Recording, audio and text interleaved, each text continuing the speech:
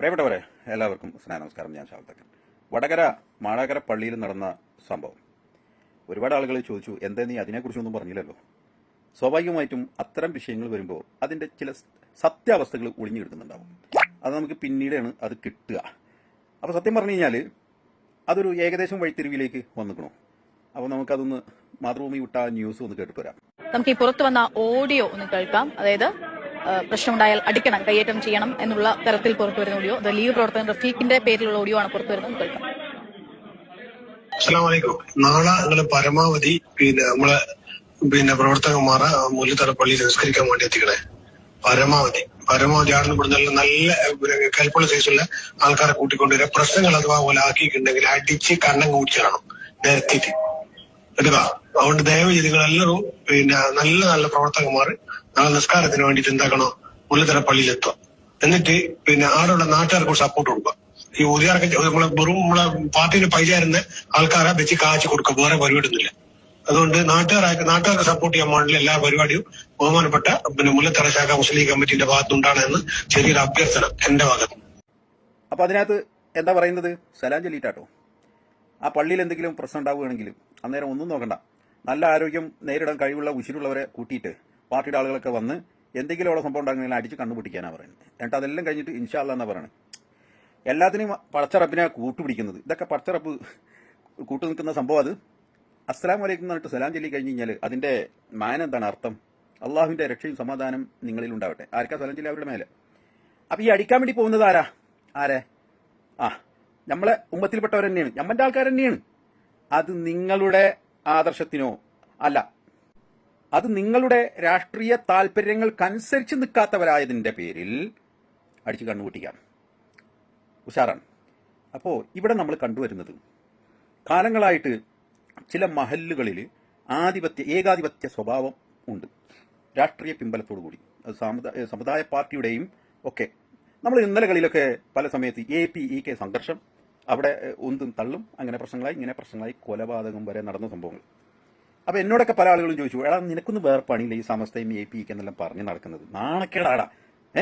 അപ്പോഴും നമ്മൾ മനസ്സിലാക്കുന്നത് ഒരു സത്യത്തിന്റെ ഒരു ഭാഗം ഉണ്ടാകും. ഓക്കെ, ഏത് കാലത്തായാലും അത് പുലരുക തന്നെ ചെയ്യും.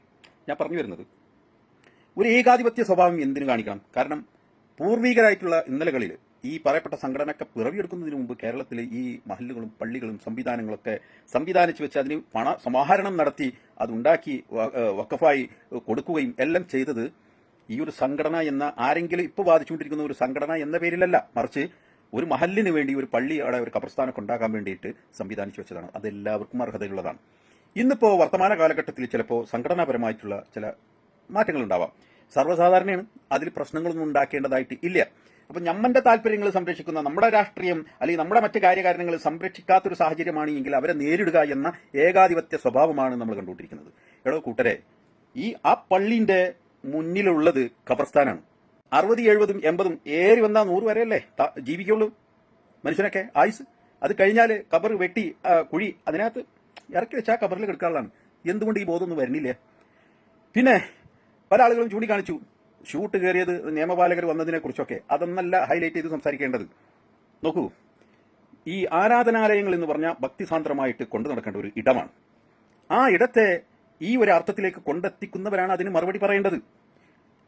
പിന്നെ നമ്മളൊക്കെ ഈ വെള്ളിയാഴ്ച ദിവസങ്ങളിൽ ജുമാക്ക് കൂടുന്ന സമയത്ത് ചെറിയ കുട്ടികളൊക്കെ നിസ്കാരം പഠിക്കാനായിട്ടും അല്ലാത്ത കുട്ടികളും 10, 12 വയസ്സായ കുട്ടികളൊക്കെ വരുമ്പോൾ ചിലപ്പോൾ അങ്ങോട്ടും ഇങ്ങോട്ടൊക്കെ സംസാരം ഓടി നടക്കലൊക്കെ ഉണ്ടാവും. അപ്പോൾ മുതിർന്നവരായ ആളുകൾ പറയും, കുട്ടികളെ നിങ്ങൾ ഓടരുത്, മര്യാദയ്ക്ക് ഇരിക്കണം, പള്ളിയാണ് എന്നൊക്കെ പറയും. കണ്ടിട്ടുണ്ടാവും, കേട്ടിട്ടുണ്ടാവും, നമ്മളൊക്കെ പറയാറുണ്ട്. ആ മുതിർന്ന ആളുകളാണ് അവിടെ ഉന്തും തള്ളും ഉണ്ടാക്കുന്നത്. ഒരു പക്ഷെ കൊലപാതകം വരെ നടക്കും അവിടെ. അത്രയും രൂക്ഷമായ ഒരു സംഭവമായിരുന്നു അവിടെ വീഡിയോന് നമ്മൾ കണ്ടത്. അതിനപ്പുറം ഇപ്പുറം എന്ത് നടന്നു എന്നുള്ളത് നമുക്കറിയില്ല. ഏതായാലും ഒരു ടീമിനെ പരാജയപ്പെടുത്താൻ അല്ലെങ്കിൽ ഒരാളെ പരാജയപ്പെടുത്താൻ വേണ്ടിയിട്ട് ശക്തിയുക്തം ആരോഗ്യം ഉപയോഗിച്ച് ചെയ്യുന്ന സമയത്ത് ശാരീരികമായും മറ്റെന്തെല്ലാം വിഷയങ്ങൾ സംഭവിക്കുന്നു, മരണം വരെ സംഭവിച്ചേക്കാം.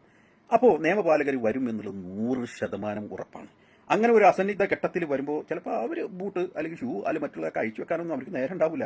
മനോഹരമായിട്ടുള്ള കാർപ്പറ്റ് വിരിച്ചിട്ടുള്ള ആ ഒരു ഭക്തിസാന്ദ്രമായ ഒരു പള്ളിയിലേക്ക് അങ്ങനെ അവരെ കൊണ്ടെത്തിച്ചതിന്റെ സർവ്വ ഉത്തരവാദിത്വം ആ നാട്ടിലെ ആ മഹല്ലിലെ ആളുകൾക്കാണ്.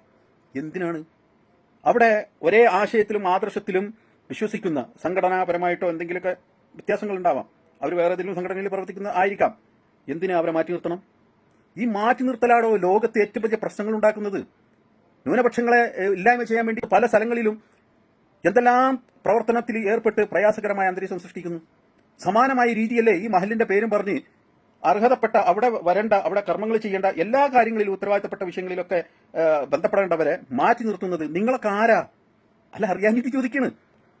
ഒരു മഹല് ഭരിക്കുന്ന സമയത്ത് ആ ആശയധാരയിലുള്ള ആളുകൾ കേട്ടോ, മറ്റാളുകളെ നമ്മൾ പറയുന്നില്ല, ആശയധാരയിൽ ഉൾക്കൊള്ളുന്ന ആളുകൾ അവിടെ വന്നു കഴിഞ്ഞാൽ എല്ലാ രംഗത്തേക്കും അവർ വരട്ടേന്ന്. എന്താണ് പ്രശ്നം? എടാ, ഇതൊക്കെ എങ്ങോട്ടാ കൊണ്ടുപോകണത്? ആ പള്ളിയുടെ മുമ്പിൽ കബർസ്ഥാനാണ്. 3 കെട്ടും കെട്ടിയിട്ട് പോവേണ്ടതാണ്, അവിടെ കബറിലേക്ക് കിടക്കേണ്ടതാണ്.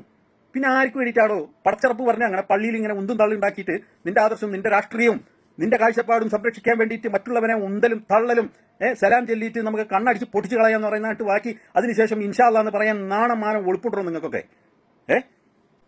ഇപ്പൊ ഇത്തരത്തിലുള്ള സംഭവവികാസങ്ങൾ രാഷ്ട്രീയം പറയുന്ന സമയത്ത് ഒരു പക്ഷേ പല ആളുകളും ചൂണ്ടിക്കാണിച്ചിരുന്നു. ഇടതുപക്ഷം ഭരിക്കുന്ന സമയത്ത് ഇങ്ങനൊരു സംഭവത്തിലേക്ക് കടക്കാൻ കഴിഞ്ഞിട്ടുണ്ടായിരുന്നില്ല, സാധിച്ചിട്ടില്ല. അതൊരു വാസ്തവമാണ്. ഇപ്പോൾ ഇവർക്ക് ചിലപ്പോൾ തോന്നിയിട്ടുണ്ടാവാം, ഞങ്ങളുടെ കയ്യിലാണ് ഭരണം, ഞങ്ങൾ ഉദ്ദേശിക്കുന്ന ആളുകൾ, ഞങ്ങൾ ചിന്തിക്കുന്ന രാഷ്ട്രീയവും അല്ലെങ്കിൽ കാഴ്ചപ്പാടും അതുമായിട്ട് പൊരുത്തപ്പെട്ടിട്ട് ഞങ്ങൾ കൂടെ നിൽക്കുന്നില്ല എങ്കിൽ അവരേത് വിധേനയും എതിർത്ത് കളയുക, കായികപരമായിട്ടും ശാരീരികപരമായിട്ടും എല്ലാ അർത്ഥത്തിലും അവരെ നേരിട്ട് കളയുക എന്നതാണ് എങ്കിൽ ഈ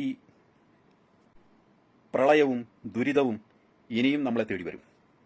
മാരകമായിട്ടുള്ള വൈറസിന്റെ രോഗം കൊണ്ട് ഇനിയും നമ്മളെ പരീക്ഷിക്കും. പറയുന്നത് കേൾക്കണ്ടോ? എന്തിനാണാ പോയി ഖബർസ്ഥാന് മുമ്പിൽ കിടക്കുന്നത്? എന്നിട്ട് ഈ പ്രശ്നങ്ങൾ ഉണ്ടാക്കുന്നത് ആരാണോ പ്രശ്നത്തിന് തുടക്കക്കാർ, എവിടെയാണെങ്കിലും തന്ത്രപരമായിട്ട് പ്രശ്നങ്ങൾ തുടങ്ങി വെക്കാൻ പല ആളുകളും ശ്രമിക്കുന്നുണ്ട്, ഏകാധിപത്യ സ്വഭാവം കാണിക്കുന്നുണ്ട്. അതെവിടൊക്കെ നടക്കുന്നുവോ അവിടെയൊക്കെ പ്രശ്നങ്ങളുടെ തുടക്കം അവരാണ്.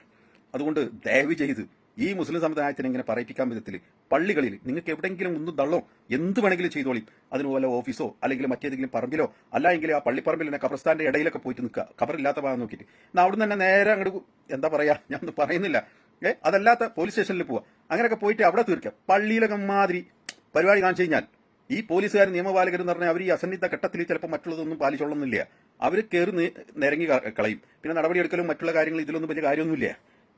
അതാണ് നമ്മൾ ആദ്യം മനസ്സിലാക്കേണ്ടത്. ബൈ. ഈ ഞമ്മന്റെ ആളുകൾ തന്നെയാണ് വേറൊരു സ്ഥലത്ത് വഴിയിൽ കിടന്ന് അടികൂടുന്നുണ്ട് തെരുവിൽ. ആരാണ്? മറ്റാരൊന്നുമല്ല, ഞമ്മന്റെ ആൾക്കാർ തന്നെയാണ്. ഇച്ചിരി നാണം ഒളിപ്പ് എന്ന് പറയണത് വേണ്ടേ? എന്തിനു വേണ്ടിയിട്ടാണ് ഈ അടികൂടുന്നത്? അപ്പം ആധിപത്യം സ്ഥാപിക്കാൻ വേണ്ടിയിട്ട് ഞമ്മന്റെ കയ്യിലപ്പം ഉള്ളത്, അതുകൊണ്ട് ആധിപത്യം സ്ഥാപിക്കണം. നമ്മൾ പറഞ്ഞ് നിങ്ങൾ കേട്ടോളണം. ഏകാധിപത്യ സ്വഭാവം, അതിലപ്പുറമുള്ള ഒരു വർത്താനം നിങ്ങൾ പറയരുത്. നിങ്ങൾക്ക് ഒരു അർഹതയില്ല, അധികാരമില്ല, ഒന്നുമില്ല, ഞമ്മന്റേതാണ് വലുത്. അപ്പൊ ഇതൊക്കെ തന്നെയാണ് പ്രശ്നങ്ങളുടെ തുടക്കം. പാർട്ടോൻ കാക്കട്ടെ.